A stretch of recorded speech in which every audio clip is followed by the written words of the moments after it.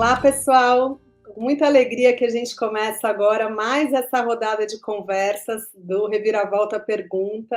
A gente tem essa oportunidade de novo de conversar com outros dois grandes educadores brasileiros, que é o Anderson Rodrigues e a professora Célia Calmon, professor Anderson Rodrigues e professora Célia Calmon, sobre esse tema tão importante que é o papel do projeto político-pedagógico agora nesse contexto de enfrentamento da crise.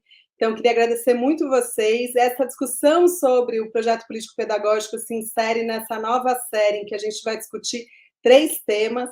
O tema da aprendizagem e da perda de aprendizagem e o significado dessa perspectiva, né, para a construção de novos caminhos para a educação pública brasileira a partir da pandemia. E além dessa discussão sobre o projeto político-pedagógico, a gente vai ter uma discussão também sobre as possibilidades e desafios do ensino híbrido. Então, queria primeiro dar as boas-vindas a vocês, pedir primeiro para a professora Célia Calmon se apresentar, dizer de onde vem, e depois eu passo a palavra para o professor Anderson Rodrigues. Olá, Natasha. Olá, Anderson. Bom, eu sou Célia Calmon, professora, não é? Recém-aposentada da rede pública, também já com, né, um bom tempo aqui já no município, e minha carreira toda foi construída dentro da rede pública de educação. Tive pouca experiência com a rede privada. E, assim, eu sempre acho que Deus foi muito generoso comigo, porque eu tive a oportunidade que, na minha maturidade como professora, né, eu poder contar com algum... primeiro, o convite para a Secretaria de Educação do município, né? Eu aqui numa escola, eu fui na mesma escola que eu fui aluna, eu fui coordenadora e diretora, e me deu uma larga experiência, né, de vivência de sala de aula, né? E fui convidada em 2011 para a gestão municipal. É um desafio que, apesar de estar a uma caminhada na sala de aula, a gestão é algo diferente, não é? Então, até de lá para cá, nós nos ausentamos de 2012 a 2016 e 2017 nós retornamos, não é? Então, estamos aqui no segundo mandato consecutivo de Secretaria de Educação. E todo dia e todo ano é um grande desafio, porque as demandas são muitas e, às vezes, o que nos apresenta a experiência de um passado não resolve, como foi o caso agora da pandemia. Então, é isso, eu continuo aqui aprendendo todos os dias, né? Tem uma equipe maravilhosa, né, de pessoas que também têm um compromisso com a educação pública e que tem me dado um suporte muito bom para que a gente possa caminhar, né, e vencer os desafios que estão nos apresentando dia a dia. Muito bom, Célia, bem-vinda. Anderson, diga, se apresente, por favor. Olá, Natasha. Olá, Célia. Uma honra estar aqui com vocês no Reviravolta Pergunta. Eu sou Anderson Clay Rodrigues, né? Eu sou um dos 10 filhos que a minha mãe teve. Eu sou aqui do interior do Amazonas, mas moro em Manaus já há mais de 20 anos. Então, eu tenho uma trajetória aí na educação há quase 20 anos também, né? E, assim, para mim, um grande orgulho, porque a minha trajetória, ela é muito construída em cima do que as políticas públicas, elas têm dado para a população de modo geral. Eu fui formado em pedagogia, né? E eu sou fruto da política pública do governo do Luiz Inácio Lula da Silva, fui formado pelo ProUni, então, assim, para mim é um grande orgulho, porque isso fez transformar a minha vida. A oportunidade que eu tive, né, enquanto formação e oportunidade, né, que houve naquele momento. Então, desde então, me formei, né, passei pela universidade pública também, hoje sou mestre em educação, e atuo desde então, né, da formação em pedagogia nas escolas públicas, né? Então, já tenho aí uma trajetória nessa caminhada na educação, né? Já trabalhei em sala de aula por muitos anos E aí eu também tive algumas experiências fora da sala, né, que é o que me fez hoje chegar à gestão. Então, eu já fui assessor pedagógico, fui coordenador do programa Mais Educação, né, que inclusive foi, de certa forma, um retorno daquilo que eu tive, né, de oportunidade. Então, eu tenho muito orgulho de ter feito parte do programa Mais Educação, de ter sido ProUni, né, de ir para a universidade pública. Então, todo um contexto que me faz hoje o que eu sou, né, um profissional voltado para a educação pública, né. Então, estou na gestão da escola Viviane Estrela, né? CIMI Doutora Viviane Estrela Marques Fadella. É uma escola referência aqui na nossa região, aqui em Manaus, no Amazonas, e também na região norte, porque não tem uma escola com a mesma estrutura, né? Então, quando a gente pensa numa escola ideal, a gente chegou a esse modelo, não diria modelo, mas assim, a essa estrutura que contempla aí uma educação mais voltada para o século XXI, né? Porque os modelos que a gente tem, nem sempre ela contempla hoje aquilo que o estudante precisa. Então, vários ambientes, parques, né? Tem até jardim de inverno na escola. Eu nunca tinha visto uma escola com esse formato. Então, temos auditórios, vários refeitórios, quadra, poliesportiva, laboratório de informática, biblioteca. Então, uma infinidade de espaço para justamente trabalhar aí com as crianças aquilo que a gente precisa, né? Desenvolver de um modo geral as dimensões do sujeito. Então, fui convidado pela secretaria, né, no ano passado, finalzinho de 2020, e desde então estou aqui. Estávamos no processo virtual, ensino remoto, e recentemente começamos o trabalho voltado aí para o ensino presencial. Muito bom. Bom, o sentido da gente convidar vocês dois para conversarem hoje é porque, por duas razões. Uma, porque a gente entende que o PPP é um instrumento fundamental na constituição de uma escola, né? Mas que ele ainda é um instrumento subutilizado, mal compreendido. Muitas vezes o próprio processo de construção do PPP é um processo pouco colegiado, pouco coletivo, representa pouco os anseios das comunidades escolares.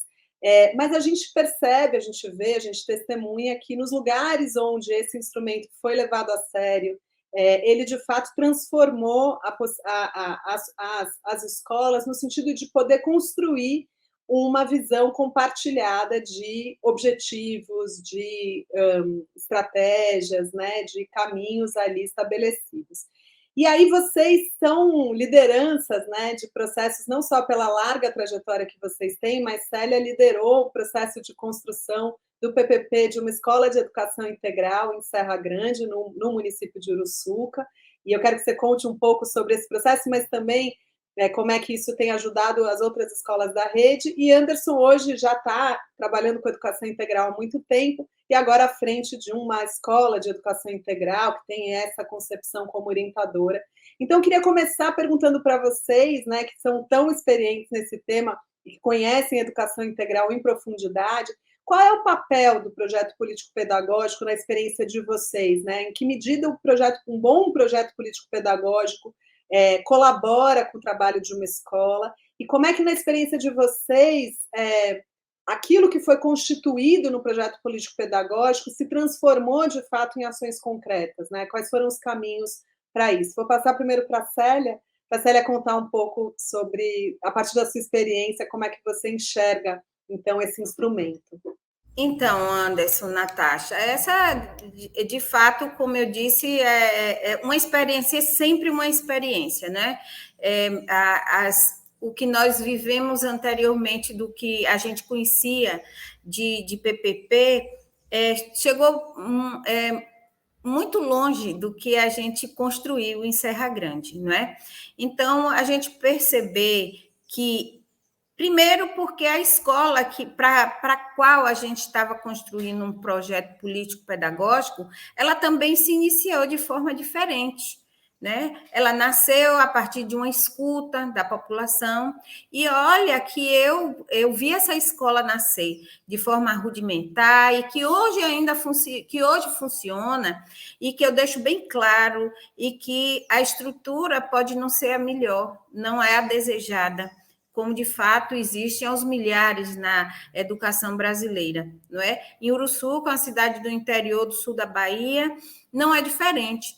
com uma população de aproximadamente 22 mil habitantes e uma rede com mais ou menos 5 mil alunos, nós contamos com estruturas que um dia já cumpriu sua função, mas que hoje está longe, como você mesmo disse, Anderson. É uma escola que não faz mais frente nem faz jus ao século XXI. Então, erradamente, nesse país, a gente acha que construir uma escola é para todo sempre e ela tem que permanecer por gerações da mesma forma que ela foi concebida. Então, o Serra Grande, ela inicia um processo de construção de uma escola que convencionou-se dentro da comunidade se chamar de escola nova, a partir de uma escuta daqueles que vivenciam a escola, pais, alunos, professores, né, comunidade de um modo geral. Que escola você gostaria de estudar? Procurou saber dos alunos. Que escola você queria que seu filho frequentasse? Era, em linhas gerais, as perguntas que faziam aos pais. E ao professor, em que escola você gostaria de trabalhar? Então, a partir de perguntas e de indagações como essa, a gente foi construindo uma visão de que como seria, de fato, então, essa escola. Então, Anderson, a partir dessa escuta, e que já foi diferente, a gente entendeu que também um projeto político não podia ser diferente. Ela também deveria fazer jus a essa estrutura que a gente tem hoje, que é uma escola sustentável, a maior construção de escola do país, não é? E que nos orgulha muito, mas que, ao mesmo tempo, nos deixava bastante inquietos. Como a gente vai habitar e como a gente vai dar vida a essa escola, que é uma escola de proporções gigantescas e que é diferenciada para um país das dimensões como o Brasil. Então, você ter dentro do seu território uma escola como essa, lhe tira da sua caixinha, do seu lugar comum e lhe faz ver que ali precisava de um projeto político-pedagógico tão ousado e tão arrochado quanto é a estrutura física da escola. Então, a partir daí, a gente ia liderar a comunidade para que a gente pudesse ver que o projeto político, apesar de ser um documento burocrático, não é? E que durante muito tempo, olha, hoje nós estamos aqui em pleno século XXI e falando de projeto político, pedagógico. E eu já lá me lembro dos tempos que eu estava aqui, eu tive uma professora bastante rigorosa, que ela na universidade, e que ela já falava de projeto político-pedagógico como algo que não era um documento apenas para constar, não era um documento apenas para dizer que existia, mas que de fato ela pudesse representar a comunidade e que de fato ela pudesse ser ele norteador das ações políticas, pedagógicas, e que fosse que aquele que fizesse parte dessa escola pudesse se ver representado ali naquele documento. Então, foi dessa forma, né? E aí a gente contou com a experiência do Centro de Referência, que contribuiu de sobremaneira, de uma forma bastante diferenciada também, para a gente construir esse projeto político, não é? Então, eu tenho certeza que hoje toda a comunidade da escola nova, né, ou Centro de Educação Integrado de Serra Grande, tem uma nova concepção do que é esse documento, que à primeira vista seria construído para cumprir uma obrigação legal, para que a gente pudesse fazer referência, mas que a comunidade, e quando eu falo comunidade, eu falo de professores, eu falo de alunos, eu falo dos pais, eu falo da comunidade geral, eu falo daqueles que buscam matricular seu filho no espaço escolar, que tem acesso, não é? E eu ficava encantada quando eu via um pai dizer: eu não matriculei meu filho em determinada escola porque eu não gostei do projeto político-pedagógico. Então, hoje a gente tem o prazer de dizer que aqueles que queiram analisar as ações que nossa missão, nossos valores, que estão contidos lá no nosso projeto político-pedagógico, ele vai se encantar e ele vai querer seus filhos matriculados na escola. Então, o nosso projeto político-pedagógico é esse documento dinâmico, não é? Vivo, e que na primeira leitura você vai compreender que ele foi construído a partir e com a participação de todos e que ele representa de fato a comunidade de Serra Grande, onde a escola está inserida. E isso também é um orgulho para nós, professores, né? Que a gente possa, de forma... Porque nós, na educação, a gente tem alguns chavões e que a gente vai ouvindo e vai repetindo e vai reproduzindo, mas a gente não se dá conta de que, se de fato eu estou vivenciando, por exemplo, uma escola plural, democrática, não é? O que é que eu estou fazendo para que essa escola seja representante desses adjetivos todos, né? Se minha escola é de fato plural, se ela é de fato inclusiva, se ela é de fato democrática, não é? Eu costumo dizer, porque eu nasci em plena ditadura militar, não é? Então, eu costumo dizer que nossas escolas são representativas dessa ditadura militar e que nós, minha geração que nasceu nesse dissabor, ela tinha a obrigação de construir ou reconstruir esses espaços ditos democráticos. E a escola não foi isenta de nada disso, muito pelo contrário, reforçou tudo aquilo. E hoje a gente pode dizer que nós temos, sim, a construção de uma escola plural, democrática, e que você sente a vida, a comunidade, sente a nossa história ali dentro. Eu quero dizer que, a partir dessa experiência do centro de referência com a nossa construção lá em Serra Grande, nós estamos agora refazendo, reconstruindo os projetos políticos das escolas aqui da sede. Então, agora, toda aquela experiência de Serra Grande vai servir de apoio para que a gente venha construir ou reconstruir os projetos políticos de Uruçuca. Eu tenho certeza, e como eu já disse, muitos professores sequer conhecem o projeto político-pedagógico, porque era a tônica, né? É um projeto construído e engavetado para volta e meia se abrir, quando solicitado, tá? Muito bom, Célia, te agradeço muito por essa reflexão. Queria te perguntar, então, Anderson, como é que, na sua experiência, essa construção do projeto político-pedagógico foi relevante, e como é que aí no CIMI, que é uma escola nova, né, um projeto novo, como é que papel o projeto político-pedagógico tem desempenhado? Ouvindo a Célia falar, né, sobre o projeto político, a gente sempre tem aqueles conceitos, né? Instrumento vivo, dinâmico, né? E aí, como também ela disse, né, que nem sempre ele se torna dinâmico e vivo na prática, né?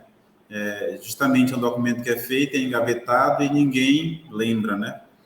Aí eu fiquei aqui refletindo, porque quando eu assumi a escola, eu fiquei pensando, né? Nossa escola, ela tem toda uma expectativa de ser uma escola realmente diferenciada e que traga, né, um diferencial nas práticas, na nossa vivência, na nossa convivência, né, enquanto sujeitos, né? E aí eu refleti com a nossa equipe, né? Como é que nós podemos fazer um projeto de educação a partir da nossa realidade, né, que possa justamente atender esses anseios que a gente tanto questiona, que a gente tanto fala e que nem sempre na prática ele acontece, né? Então, para nós começarmos a construção do nosso projeto político, porque a nossa existência ela é recente, né? O CIMI foi inaugurado em dezembro de 2020, em plena pandemia. Então, a gente costuma dizer para a nossa equipe, né, que nós não conhecemos mais a escola velha, a escola antiga. Então, nós surgimos no momento em que a educação teve a oportunidade de justamente ultrapassar todas aquelas barreiras, todos aqueles limites que a gente via, que nos limitava a avançar e tornar mais dinâmico, mais vívido, né, o processo educacional. E aí nós tínhamos uma oportunidade de construir realmente um novo panorama da educação a partir da nossa realidade. Então, por onde que nós começamos? Nós começamos justamente a construir. A gente sabe, né, toda escola tem uma bandeira. A bandeira é um símbolo, né, que não tem tanta representação, mas para que nós tivéssemos essa referência, a gente fez um concurso cultural com nossas crianças, que era para justamente ver como é que eles entendiam a comunidade em que eles vivem, né? Porque, digamos, eu trabalho aqui, mas não sou dessa comunidade, então precisava conhecer, juntamente com a equipe, como é que eles viam. E aí, assim, um fato interessante, a nossa escola, o prédio que nós estamos hoje, ele foi hospital de campanha da Covid-19, então naquela alta da Covid que vocês devem ter ouvido falar de Manaus, aqui nós fomos o palco disso, esse prédio, né? Então, assim, é interessante como as crianças representavam tão bem esse momento que a comunidade vivenciou, porque o sofrimento, a dor e também a esperança, eles visualizavam aqui na comunidade deles. Então, isso fez, para nós, enquanto educadores, uma reflexão muito interessante, que como é importante a gente começar realmente de quem conhece, porque quem conhece, de fato, a comunidade são as crianças, são os pais, são os comunitários, né?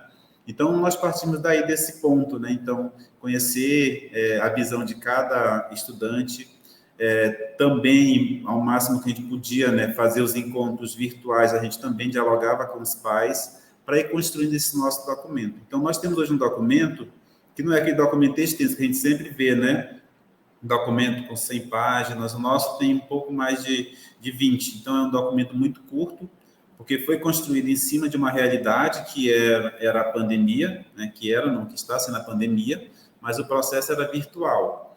E aí hoje a gente já vê a necessidade de reformular esse projeto, porque nós estamos hoje num outro patamar, né, que nós voltamos na verdade, iniciamos o presencial. Então, nós vamos já nos debruçar no documento que nós temos e já passar a construir um novo, porque essa mudança de formato de educação que a gente trabalhava anteriormente, ele hoje requer uma nova abordagem, porque as nossas atividades presenciais, elas têm um outro sentido daquilo que era no remoto. Então, essas são algumas estratégias que a gente tem usado, né, para que as nossas vivências em torno do projeto político ele tenham um significado, tanto para quem está conosco como estudante, quanto para quem é educador. E aí, educador, nós consideramos todos aqueles que fazem parte, né, da nossa equipe, né? A pessoal do administrativo, pessoal técnico, pessoal que limpa, pessoal que faz o lanche. Então, todo mundo a gente considera nesse processo como sujeito para que nós possamos construir a partir da nossa realidade. Lembra da pergunta que eu fiz no início para todo mundo? A gente possa, né, aí contribuir com a nossa comunidade. Então, estamos numa comunidade muito carente, né? O IDH aqui é muito baixo. Aí eu lembro que a Célia falou, né, que a comunidade dela é rural. Nós estamos assim no limite. Aqui a nossa escola atravessou a rua, é a zona rural de Manaus. Então, isso também está muito próximo da zona rural, próximo da rodovia federal e também da rodovia estadual que nós temos aqui em Manaus. Então, uma área bem isolada do centro da cidade. Então, aqui, esse espaço, ele aqui constitui-se, né? Ele foi construído a partir de invasões, né? Que nós temos aqui várias invasões nesse território. E também, em 2012, 13, né? O governo do estado, ele fez um projeto chamado Prosamin, que foi o aterramento dos igarapés, e aí construiu, né, alguns edifícios, moradias populares. Só que quando foi feita essa construção, as pessoas que moravam ali nessa área de alagado, elas foram transferidas para outras áreas. Então, essa área aqui onde fica a localização das escolas é onde veio todo aquele povo que estava ali naquelas palafitas, nos casebres. Então, a nossa comunidade ela se constitui dessa população. Além disso, nós estamos também no entorno alguns condomínios que foram construídos por ser, né, a área por onde a cidade cresce, também tem alguns condomínios. Então, importante conhecer essa nossa comunidade, os sujeitos que chegam até a escola para que a gente possa fazer aí um trabalho diferenciado. Então, para nós, o entendimento do projeto político é esse movimento, né? Hoje eu estou com uma realidade, amanhã ela vai mudar e eu preciso acompanhar esse movimento. Então, acho que as secretarias, né, as redes como um todo, as escolas, as instituições de ensino, elas precisam sempre acompanhar esse movimento. Eu diria que hoje todo mundo precisa renovar o seu PPP, porque passamos pela pandemia, eu não sei se foi feito, né, uma adequação para o momento que estávamos. E agora já estamos voltando justamente para o processo que é o atendimento presencial das crianças, né, dos adolescentes e dos jovens. Então, é um novo movimento que a gente precisa aí justamente acompanhar aquilo que o mundo hoje enfrenta, né? Então, acho que é essencial e fundamental que a gente possa justamente ir, né, inovando, renovando, experimentando, indo e voltando, porque faz parte, né, desse processo, essa mudança. Então, eu acho que é fundamental que a gente tenha essa visão e aí busque, né, novas formas, né? Até porque nós avançamos muito, né, em termos de até mesmo essa articulação com o uso da tecnologia, que antes era um desafio para muita gente, né? Então, hoje a gente vê que todos os educadores eles são mais tranquilos nesse aspecto, apesar de que também houve, né, um excesso de tela e aí o cansaço também bate, né? Então, são esses movimentos que a gente precisa também considerar nessa nova proposta de construção de projeto político. Então, a partir disso, a gente foi construindo as nossas ações, que eu também quero depois falar um pouquinho. É isso. Muito bom.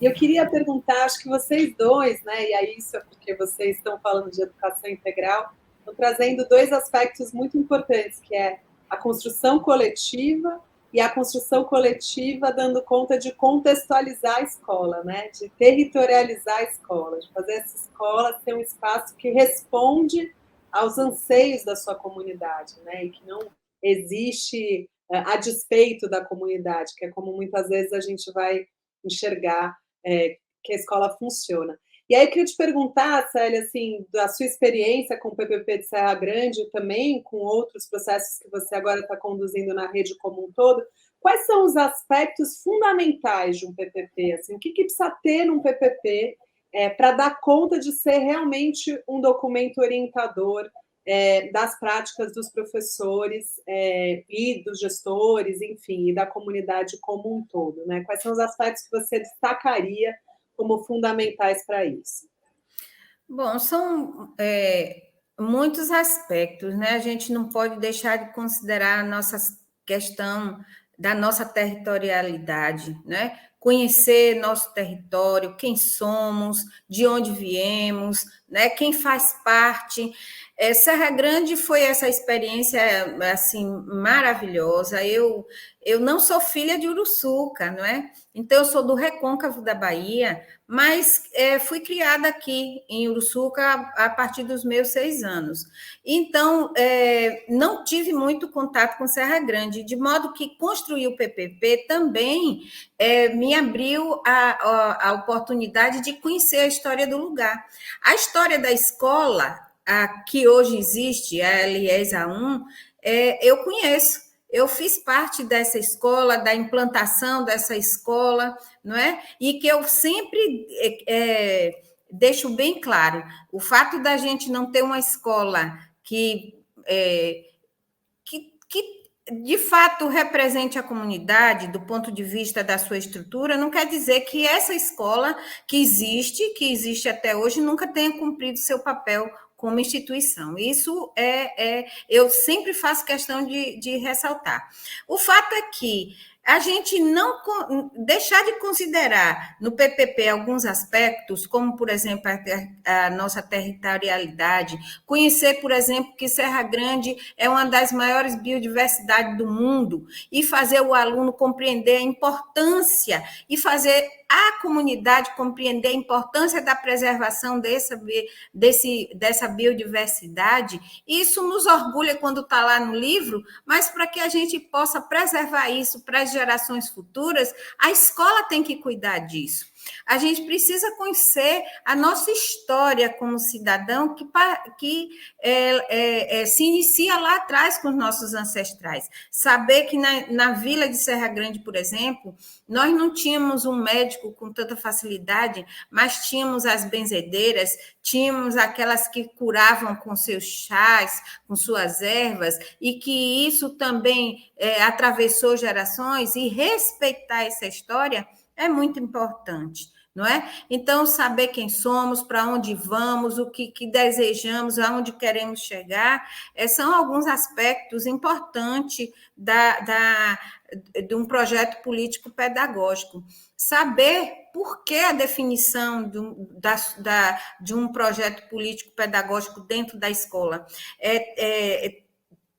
Trazer a comunidade que, à primeira vista, o nome pode não significar muita coisa, mas dizer que ele faz parte dessa história, que essa história precisa ser identificada e deve ser preservada, né? Então, a gente tem elementos dentro do projeto político-pedagógico que dizem isso, né? Onde é que eu vou buscar tais referências? Está lá no PPP. Então, o desafio, de fato, era, Natasha, de que a gente pudesse construir, assim como uma escola muito bonita, mas que ela não representasse nada além do que uma escola muito bonita e a escola mais cara do Brasil.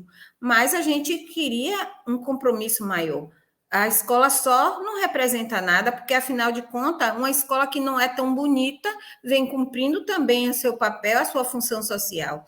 Então, o nosso desafio era ter uma escola bonita, uma escola sustentável, de tamanhos invejáveis, né, que todo mundo pergunta como, mas que ela, de fato, ela tivesse vida. E quem vai dar a vida a essa escola? E quem vai, de fato, construir o que é o papel principal de uma escola é a nossa referência maior, não é? Que é o projeto político-pedagógico. Então, esses elementos devem fazer parte, e é como assim, é o nosso, vamos dizer assim, que seja o livro de cabeceira de todo educador. É o PPP, é o que lhe representa de fato, que, como disse, que quando você abre, que você lê, você tem que identificar as ações que você desenvolve dentro da escola com aquele documento que está ali estabelecido. Então, para isso, a gente precisa estar sempre a mãos e esquecer a gaveta. Não é? Então, a gente vai identificar as ações quando a gente senta com o professor, com o coordenador que senta e que ele conhece projeto político-pedagógico, ele vai saber que as ações que ele agora passa a desenvolver junto com o professor, ela está lá contida no projeto político-pedagógico. Como é que eu faço isso no meu dia a dia? Né? É conhecer, estruturar e planejar para que tudo aquilo que a gente construiu coletivamente ganhe vida. Muito bom, Célia.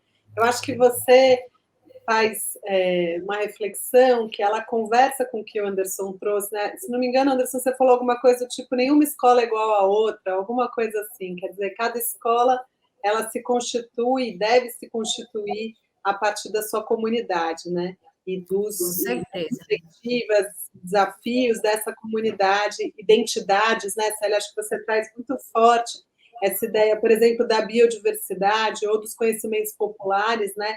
Que em muitos contextos, né, a escola pública anda ao largo disso, né? Como se os saberes comunitários fossem menos importantes e menos relevantes, né, do que os saberes acadêmicos. Acho que tem essa hierarquização que também nos constitui, né, e também uma ideia de que, e aí que eu queria um pouco também depois perguntar para vocês, né, uma ideia de que a escola ela deve operar a partir de objetivos que são objetivos dela, independentemente de onde ela está, né? E a gente, acho que você está trazendo uma dimensão que é importante quando a gente vai pensar do ponto de vista pedagógico, de que a educação se faz a partir de relações sociais e relações humanas, né? E de sentidos construídos, né? Por isso que pensar um projeto educativo descontextualizado faz pouco sentido do ponto de vista pedagógico, né? Me parece que você está fazendo referência a isso quando você diz que o PPP orienta o planejamento dos coordenadores pedagógicos e dos professores e professoras, né? Natasha, Anderson, assim, para nós era assim muito sofrido quando a gente convidava a comunidade para fazer parte desse momento e construir um documento, não é? Porque eu acho que tudo que é construído na coletividade, de fato, na consultar aqueles que já estavam antes de que tudo isso acontecesse, mas então a gente encontrava resistências e assim a gente via o abismo que a gente se colocou entre a escola e a comunidade. Então, alguns pais diziam assim, mas minha filha, o que é que eu vou fazer lá? Eu mal sei fazer meu nome.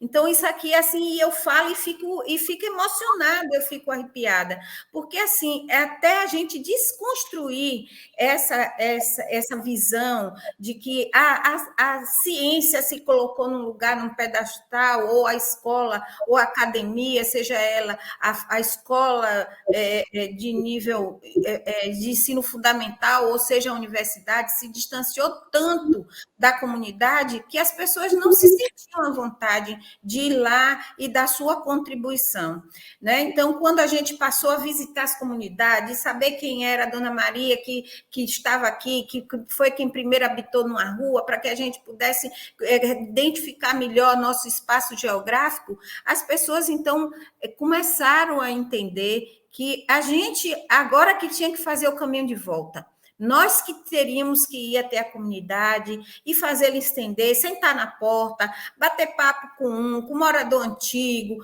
com aquele que foi descendente dos primeiros habitantes, e a gente criar confiança para que as pessoas falassem, dessem sua opinião e se sentissem tão à vontade e que participassem, e que, no fundo, a gente lê um documento e diz assim, olha, lembra do dia que eu estive aqui e que a senhora me falou isso? A gente pode escrever isso?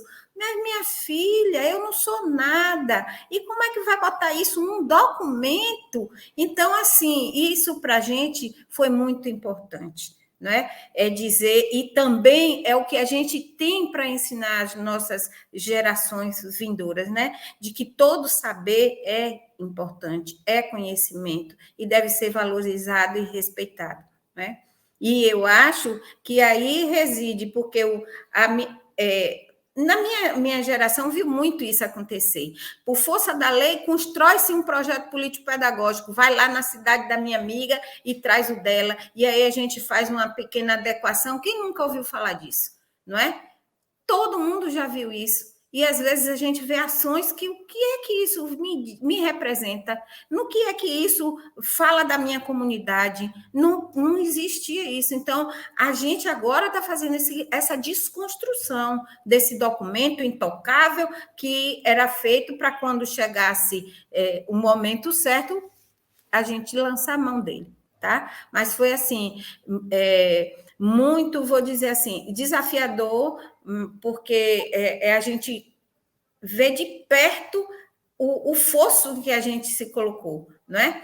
De distanciamento. Nós vivíamos literalmente um distanciamento social entre aquilo que a gente queria fazer e aquilo que de fato acontecia, né? A comunidade não se sentia bem-vinda dentro da escola, pouco achava que tinham que contribuir. Então, esse projeto político-pedagógico de Serra Grande nos deu essa possibilidade, né, aos poucos, a comunidade passou, então, a participar, e lhe digo, chegou o dia em que nosso espaço de escuta, de discussão, porque isso era feito a casa uma vez, 2 vezes por mês, um dia ia mais gente, outro dia não ia, mas eu digo, vou dizer o que lá? Vai dizer sim, que nem tudo que a escola faz está certo. A gente quer acertar, mas nem tudo que a gente faz está certo.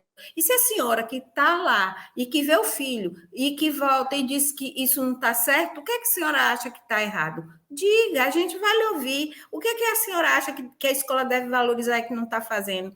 Então, aos poucos, nós ganhamos a confiança, né, com esse trabalho de formiguinha, e digo a você que teve dias que nosso espaço ficou pequeno, tá?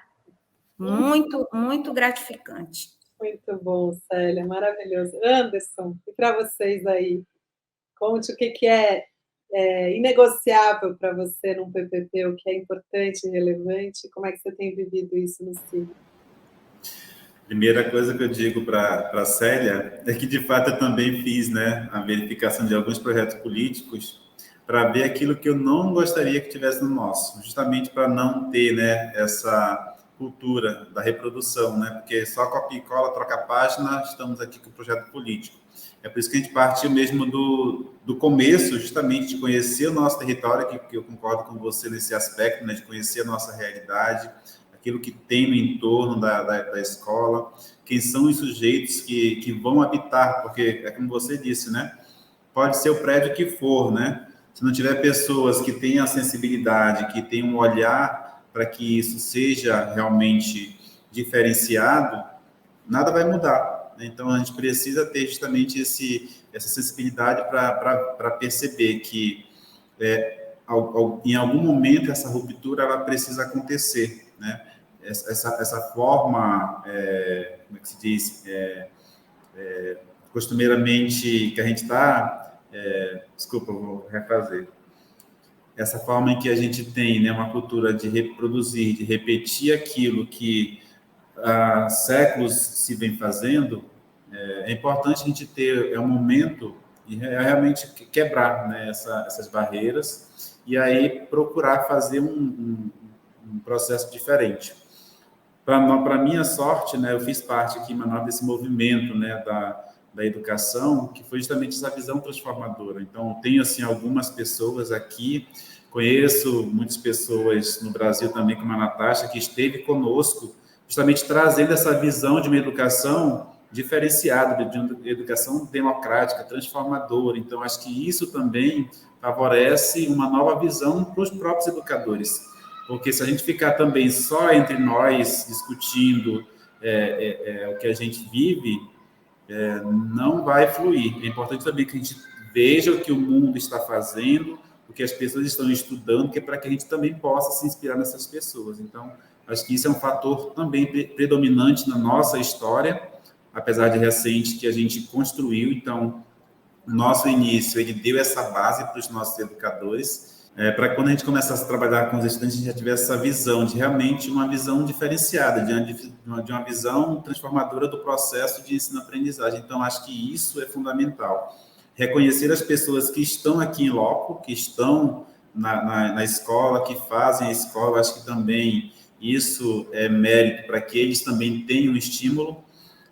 Concordo com a Célia em relação ao prédio, mas assim, dá uma satisfação em você estar, né, num prédio, num espaço em que o seu recurso, o recurso público, ele foi bem investido também, né? A gente sabe que as realidades do Brasil, elas são diversas, né? Inclusive aqui em Manaus, nós temos escolas que é um cubículo, né? Não tem espaço. E aí, quando a gente vê a nossa escola com tanto espaço, com tantas possibilidades para trabalhar diferenciadamente o processo pedagógico, a gente realmente vê o quanto há injustiça nesse processo. Então, tudo isso são elementos que vão compondo para que a gente compreenda e faça um projeto político bastante significativo com o que representa realmente a instituição. Então, isso foram elementos que a gente foi analisando juntos, né, para que a gente pontuasse e aí fizesse esse documento nos representar enquanto instituição. Então, um olhar para a gestão democrática também é fundamental, então ouvir os pais, né, porque mesmo na pandemia a gente teve essa possibilidade de fazer reuniões virtuais, né, a gente fez também através de links, né, no Google Meet, Google Forms, então foram formas de participação no momento que a gente ia construindo. E além disso, especificar as nossas trajetórias pedagógicas, porque tudo que a gente tem feito enquanto CIMI, enquanto instituição, a gente que demarca como uma trajetória que a gente vai vivenciando. Então, pegar essas trajetórias e aí inserindo dentro desse documento que, para nós, tem a sua importância muito grande. Então, isso fez com que o nosso trabalho, o nosso nossa organização enquanto instituição ela fosse realmente ganhando forma e tivéssemos hoje esse instrumento aí que tem um diferencial em termos das outras escolas da nossa cidade. Então, acho que é bem diferente. A Natasha, ela deve ter tido acesso ao nosso PPP, e aí eu posso também compartilhar depois com a Célia para que ela também visualize como nós podemos construir esse instrumento. Tá certo? Muito bom. E aí eu queria pedir para vocês, assim, a gente está pesquisando, né, Célia e Anderson, a gente conversou muito nesse período, mais com o Anderson até do que com a Célia, mas Célia, através da equipe que está lá em Uruçuca, a gente vem pesquisando muito os impactos da pandemia, né, e como é que as redes e escolas se organizaram a partir do que a pandemia nos impôs, tanto do ponto de vista do distanciamento social, que desloca, né, a escola como locus físico, né, para uma escola que passa a acontecer em outros, a partir de outros códigos, outros itinerários, outras redes, seja as virtuais, seja do material impresso que vai para casa, enfim, são outros canais que a gente precisou constituir. Mas o que a gente percebeu nesse processo de pesquisa é que as escolas, as redes, mas olhando mais para as escolas que tinham projetos já orientados pela educação integral, construíram respostas muito interessantes. Desde uma resposta de efetivar a busca ativa, né, dos estudantes desde o primeiro minuto, quer dizer, não aguardaram, né, que houvesse um distanciamento tão grande a ponto de não saber nem mais onde os alunos estavam, então fizeram esse trabalho muito forte, construíram as propostas pedagógicas a partir da escuta das famílias e de forma colaborativa entre os profissionais, então evitaram coisas prontas que chegassem por, né, de outro lugar, para construir suas próprias referências, um trabalho muito forte de articulação intersetorial também, com saúde, assistência social, porque a gente sabe que a pandemia teve um impacto muito forte, econômico e social nas famílias, né? E acho que vocês dois estão em contextos em que isso foi muito sentido, né? Para além, evidentemente, dos impactos na saúde, né? E aí eu queria... Então, isso foi mais ou menos um contexto, um cenário que a gente viu no Brasil. E aí eu queria te ouvir, Célia, para entender assim, o quanto este processo, né, de discussão, porque a discussão do PPP em Serra Grande é anterior à pandemia, né? Ele continua na pandemia, que foi muito bonito, inclusive, da gente perceber que ele se sustentou, né?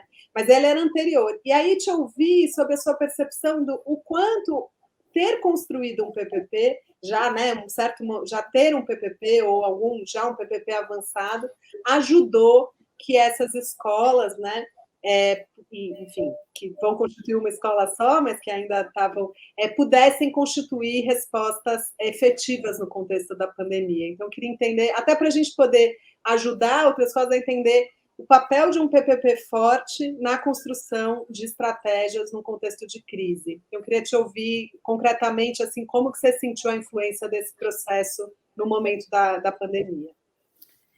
Então, foi uma coisa, né, surreal quando a gente se viu aqui, né, no sul da Bahia, e olhe que aqui na região onde o primeiro caso surgiu, tinha saído de um resort lá em Serra Grande, né?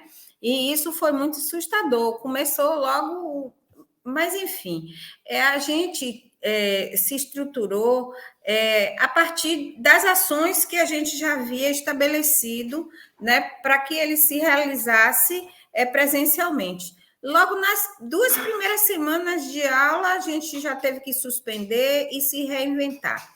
Então, nós sofremos, lógico, né? E o que eu queria dizer que a gente também sofreu uma resistência assim por parte do professor, não é? De usar aqui como Anderson disse, a tela chegou uma hora que estava dando medo a gente, né? Deixar o computador aberto aqui era sinônimo de que alguém ia ali puxar e ia ali trazer para frente. Mas foi assim, eu não vou dizer que foi uma coisa fácil. Desconstruir um modelo de escola e de aula que você já vem praticando há décadas, não é?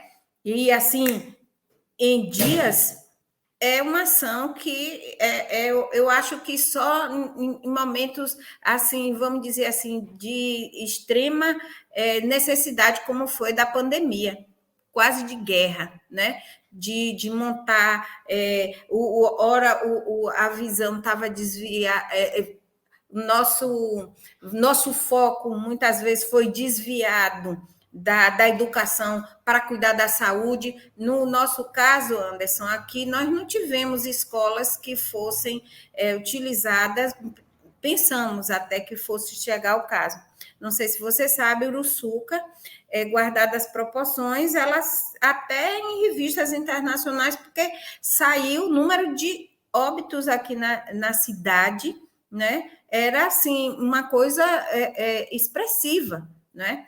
Então chamou a atenção das autoridades. Então a gente teve que construir, enfim. E como isso afetou a educação? Muito. Sobremaneira, a gente não tinha assim um plano B pronto. Nós não tínhamos um plano B e nunca imaginávamos que a gente pudesse ter que lançar mão dele, mesmo sem ter. Então, a gente teve que sentar com professores, estudantes, família, não é? E aí a gente viu, então, onde é que as nossas ações lá e nossas vivências lá na construção do PPP foi importante, porque nós tínhamos nas mãos vamos dizer assim, a família como essa grande parceira da educação, não é? A família foi ela quem foi, de uma forma ou de outra, ou por telefone, que as escolas usaram muito o WhatsApp para falar com os pais no primeiro momento, e ele, não se sentindo seguro, a gente oferecer alternativa, ouvir, não é? E isso foi muito importante. Toda essa conquietude para que a gente pudesse... Em julho, a gente já teve, em março, a gente ainda estava em sala de aula, em julho, a gente já estava dando aula virtualmente. Então, foi importante a gente ter construído essa parceria, essa cumplicidade com a família e com a comunidade. Se uma hora que a gente dissesse que, bom, chama os pais virtualmente, como é que faz isso? Eu não sei. Vamos, então, dar um reforço para os professores, construir uma sala de aula virtual para o professor que ainda não tinha habilidade com a tecnologia, contratamos profissional para isso, né? Então, todo essa, vamos dizer, essa tranquilidade de construir, a gente vinha desse processo. Ainda estamos, né? Com o pessoal do centro de referência, apoiando lá as ações. Então, agora, como é que a gente faz? Vamos fazer assim. E o que é que vocês estão precisando? As orientações que a gente tinha. Então, foi muito importante. Quando a gente fala de democracia ou a democratização do espaço escolar, a gente necessariamente não está falando do espaço físico. A gente está falando de cumplicidade, a gente está falando de companheirismo, a gente está falando de respeito, de respeito mútuo, não é? De confiança, porque foi isso que surgiu e que ficou evidente. E eu tenho certeza que se a gente não tivesse construído de forma tão íntima esse PPP com a comunidade, ficaria difícil a gente chegar até ela num momento distante. Então, nós fomos, assim, abençoados num momento e que antecedeu a pandemia. Nós tínhamos uma vivência com a comunidade e a gente queria fazer disso aqui um momento de, bom, a escola está fazendo falta, né? Quantos depoimentos lindos a gente teve de crianças da educação infantil, de chorar, da mãe gravar e mandar para a escola para dizer que o filho não queria mais ficar com ela, queria voltar para a escola dela. Né? Isso nos emocionou muito. As crianças gravando vídeo no privado para mandar para a professora que queria vê-la, entendeu? Então, essa confiança que a comunidade desenvolveu com a escola foi importante. E isso foi construído com o PPP. Por que eu posso estar dizendo isso? E as outras escolas que ainda não tinham? A gente encontrou dificuldade. Eu tenho escolas que a gente, né, em Serra Grande, que é essa escola do Centro de Referência tem dado esse apoio que ajudou a construir o projeto político-pedagógico, e tem uma escola na sede que a gente não teve esse processo engatilhado. E a gente viu a diferença, a comunidade estava solta, ela não estava coesa. Então, achou que não vale a pena, não vou mandar filho fazer atividade em internet, porque assim o termo que se usa, não importa se a aula é remota e de que forma a gente vai lançar a mão para ser remota. Então, a gente teve que mais uma vez, nos desafiamos. Então, fomos à rádio, usamos a rádio. E aí, é no desafio que a gente cresce e conhece o que a gente pode e é capaz, né? Então, surgiu, nesse meio tempo, um projeto belíssimo, que a gente a gente pretende perpetuar até quando a gente tiver audiência, que é a leitura no rádio. Não é? Então, que a gente convidou num primeiro momento todo mundo muito temeroso e nos cobrindo de muitos segurança, né? E para que a gente pudesse ir à rádio, então a gente ia à rádio, fazer leitura, desde a educação infantil e até a leitura adulta, né? Para que eles pudessem estar, de alguma forma, ligado com a escola, né? E que a escola pudesse, de alguma forma, entrar na família ou estar junto com a família, não é? Usamos a rádio para dar explicações, para dizer dos cuidados que devia ser tomado naquele momento, de cuidados das crianças enquanto elas estivessem fora da escola. E então essa leitura no rádio foi uma coisa maravilhosa, a gente até hoje faz, né? Atendendo a faixa etária que a cada escola e se você se interessar, posso compartilhar com você, Anderson, assim uma vivência assim, maravilhosa e que pôde trazer um pouco dessas famílias para dentro. E a gente ouve depoimento, né? No final de semana, alguns idosos, por exemplo, que não saem de jeito nenhum.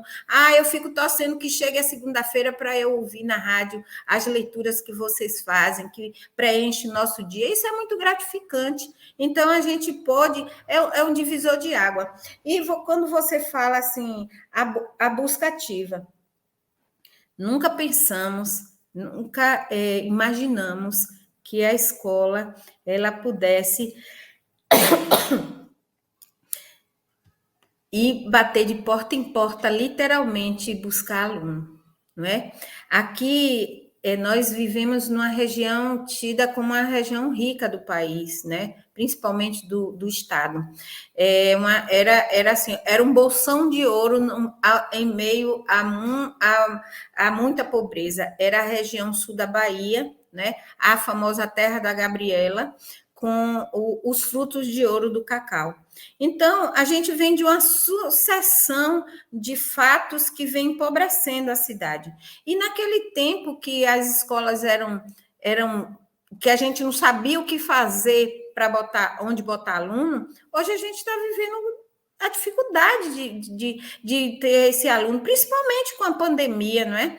Que eles se evadiram, muitos têm propriedade rural, foram para lá com toda a família, principalmente quando tem os membros da família idosos, e aí ficou difícil para a gente. Então, a busca ativa, e nós criamos e instituímos busca ativa como uma ação permanente da Secretaria de Educação. Hoje mesmo os diretores se revezam e não importa qual a escola vai fazer o busca ativa, ela está fazendo busca ativa para a rede, né? Então, se o aluno não é de sua escola, mas ele matricula a si mesmo e depois encaminha para a escola que esse aluno pertence. Então, a gente viu essa união que nasceu lá, o novo olhar da escola e para a escola, foi importante agora para que a gente pudesse sobreviver. Tá? A pandemia. Bom, maravilhoso, Célia. E você, Anderson, vou passar para você contar um pouco, então, da experiência de vocês aí no Cine. Em primeiro, a gente caracterizou a nossa identidade enquanto instituição, né? Então, já vou dizendo para vocês, aqui as salas não são sala 1, 2, 3, 4, 5. Aqui as salas, elas são nome de estrelas. Então, cada sala tem nome de uma estrela, para justamente dar essa identidade para nós, que nós exploramos muito o nome da nossa patrona, né, que é a Viviane Estrela. Então, aqui os professores são estrelas, aqui a merendeira é estrela, aqui os alunos também são estrelas. Então, todo mundo aqui tem, assim, a gente tem um cuidado especial justamente para valorizar cada um. Inclusive, nós temos o CineStar. O CineStar é um espaço, tipo Caçador da Fama, que aí estão todos os que fazem parte da nossa equipe para reconhecer, né, cada um que está aqui conosco. Então, isso a gente começou a trabalhar isso bem no início do nosso processo de integração da equipe, né, porque eu cheguei aqui em dezembro de 2020 e aí eu estava aqui sozinho até o final de janeiro, né, e aí começaram a chegar as pessoas, e então dava sempre as boas-vindas para elas com o nome dela numa estrela, que é para justamente, né, ela se sentir bem, confortável, já um olhar diferenciado, já pedia de cada um a sua biografia e também a sua formação, né, formação acadêmica e também experiência profissional. Então, cada sala de aula e sala de referência, que aqui é educação infantil fundamental, né, então a gente tem os dois segmentos. A gente já tem na porta do professor a sua identificação, tem a foto com a estrela, né, do professor, e também a descrição da sua formação e experiências que tem, porque justamente para considerar o quanto o educador ele é importante, né, no contexto educacional. Então, a gente começou isso lá bem no início, né, e fomos desenvolvendo depois essa organização aqui na prática, dentro da escola, né. Então, para nós, o processo inicial, ele se configurou como um momento de processo formativo, como eu mencionei anteriormente, né? Trouxemos pessoas que já tinham uma experiência, já tinham uma vivência nessa visão da educação democrática e transformadora para inspirar nos nossos educadores.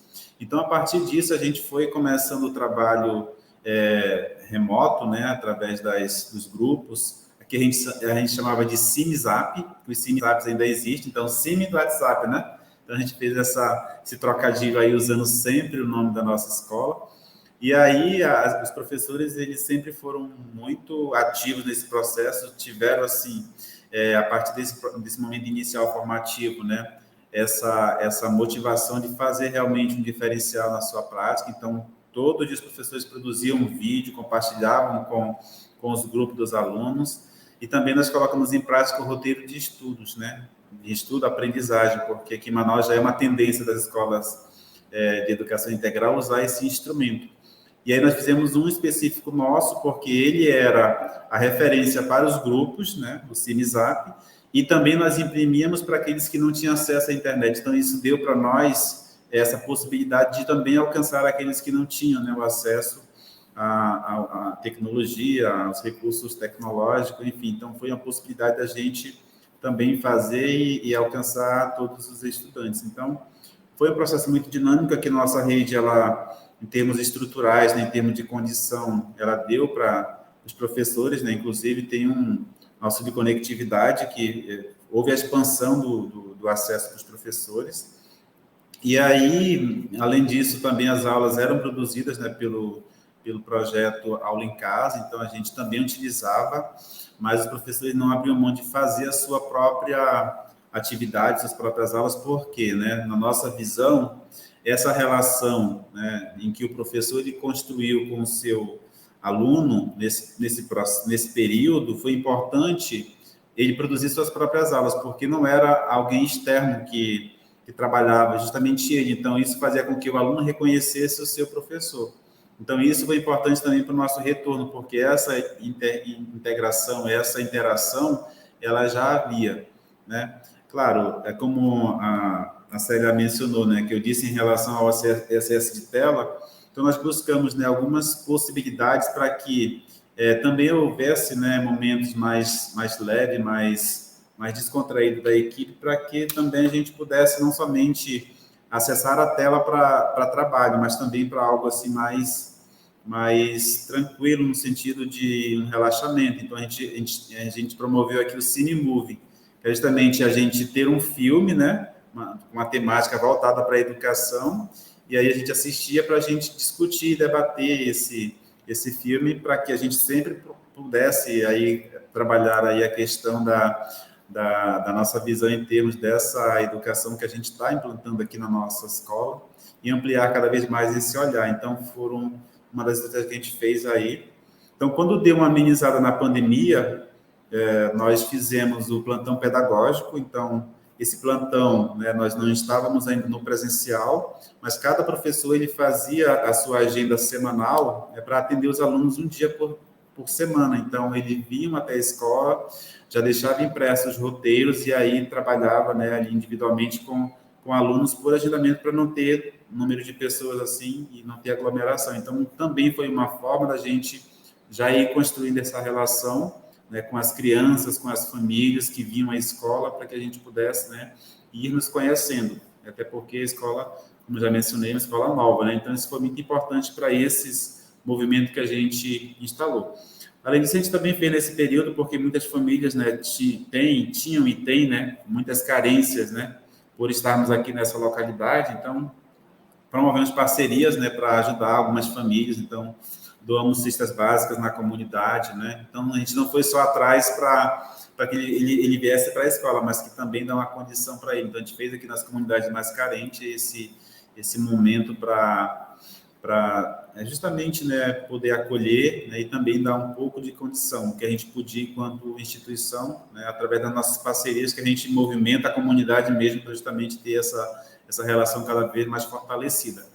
E também, nesse período da pandemia, a gente promoveu, através do nosso conselho escolar, que também foi construído nesse período, né, o conselho escolar da nossa escola, nós fizemos o plantão psicológico, né?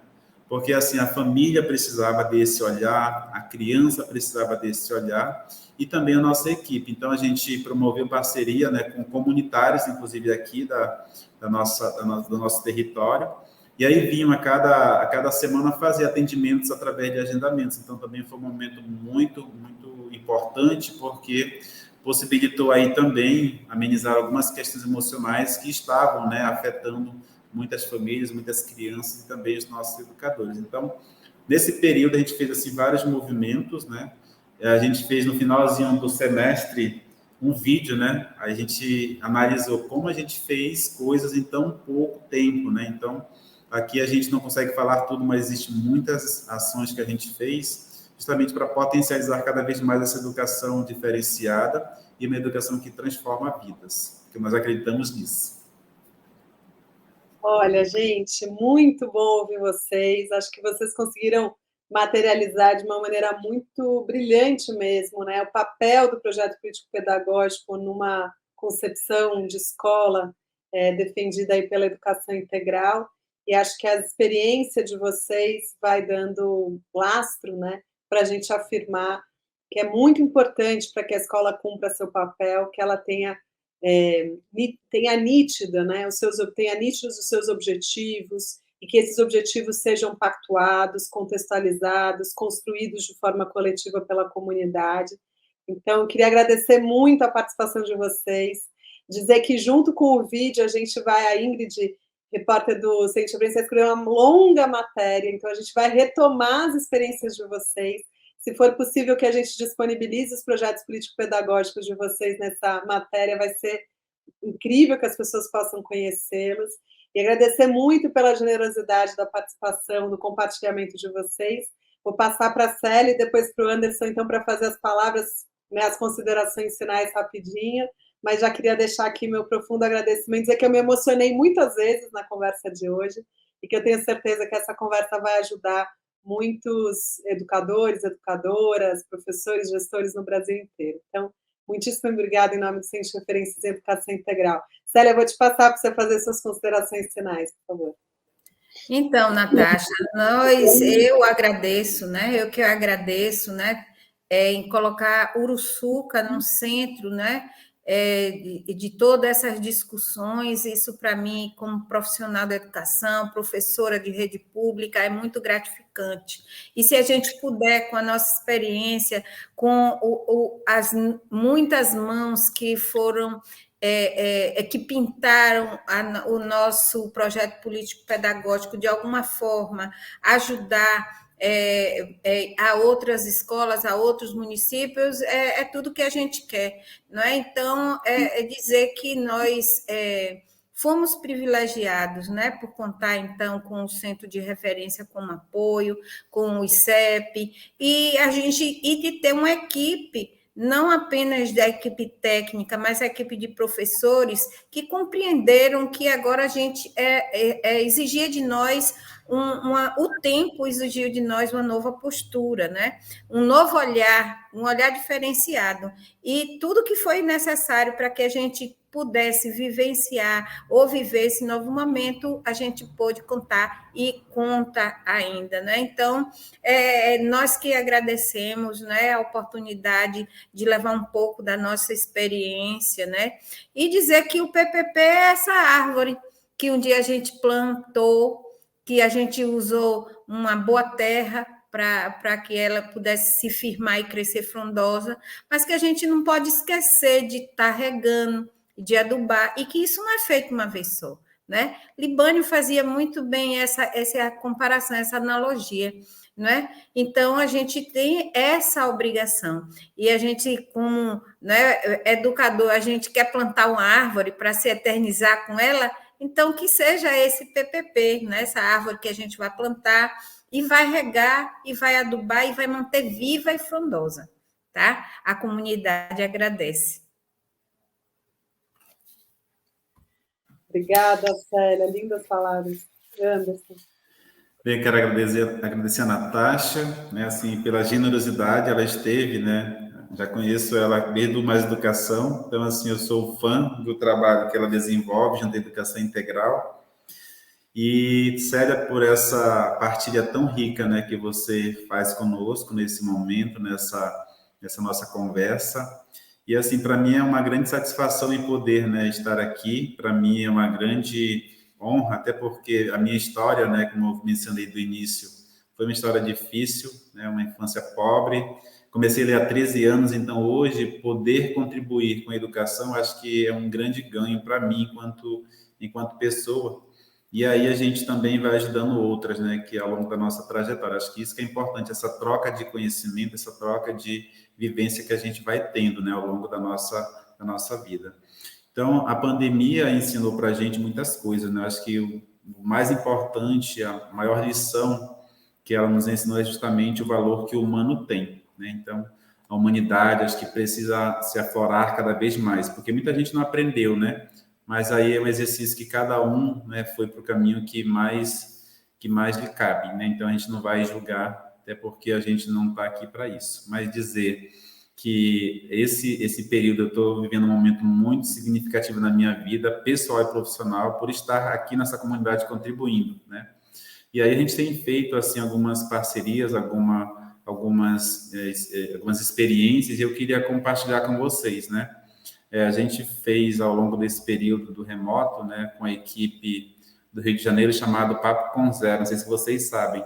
Então, são encontros que eles fazem, roda de conversa, para nos escutar, e eles criam, em termos de estratégia, né, as atas amorosas, e também eles contam histórias, e isso gera, né, alguns produtos. Inclusive, a nossa obra de arte, que está aqui na escola, ela fala justamente disso, né, do que a gente conta, do que a gente partilha enquanto grupo, enquanto equipe. Isso representou aí uma obra de arte que está aqui num espaço que a gente chama de vitrine pedagógica. Então, quando vocês virem, vocês vão poder conhecer a nossa vitrine. E aí, das histórias que nós contamos para a equipe, e aí eles redigiram a história, eles dizem o seguinte, que eu quero compartilhar com vocês. Eles dizem, né? Desenhamos uma constelação de promessas. Estamos afinados para dar início a novos parágrafos. Seguimos afiados em tocar sinfonias de possibilidades, que reverberam esperança e novas rotas para mundos possíveis. Então, a gente sempre fala que a nossa escola, a nossa instituição, ela é a esperança, porque aqui onde nós estamos hoje foi um espaço de muita dor, de muito sofrimento, mas que a gente hoje, enquanto educador, constrói um novo significado para este espaço através da esperança de um futuro melhor para as crianças, para os jovens que aqui estão conosco, e essa comunidade ela vai ter, né, a partir da nossa atuação enquanto educador, um final, né, um futuro realmente diferenciado, de bastante crescimento, de bastante conhecimento que nós estamos construindo aqui na nossa realidade. Muito obrigado. Anderson, foi um prazer imenso conhecer você, né, ainda que virtualmente, mas e desfrutar dessa sua humildade, dessa sua voz, né, que é tão sereno e que diz tanto, né? Muito, muito bom esse momento com você, tá? Obrigado. Muito bom. Parte da nossa alegria também é trazer, né, vocês para a visibilidade, para que todo mundo possa conhecer o que a Escola Pública Brasileira e seus professores profissionais fazem todos os dias, porque tem muita riqueza, muita qualidade no que é feito, muitas escolas no Brasil, mas a gente também quer colocar vocês em contato para que vocês possam compartilhar, aprender juntos, compartilhar experiências. Então, fico muito feliz que esse encontro também possa gerar esse futuro junto, entre Manaus e o sul da Bahia. Amo a Bahia, olha! É o Brasil construindo junto. Brasil. E eu tenho sangue baiano, viu, Célia? Meu avô era baiano. Eita, então já foi. É verdade. Gente, super obrigada, viu? Tchau, Natasha. Obrigado. Obrigado, Célia. Um prazer revê-la, Natasha. Todo meu. Tô com saudade, já vou para aí. Venha.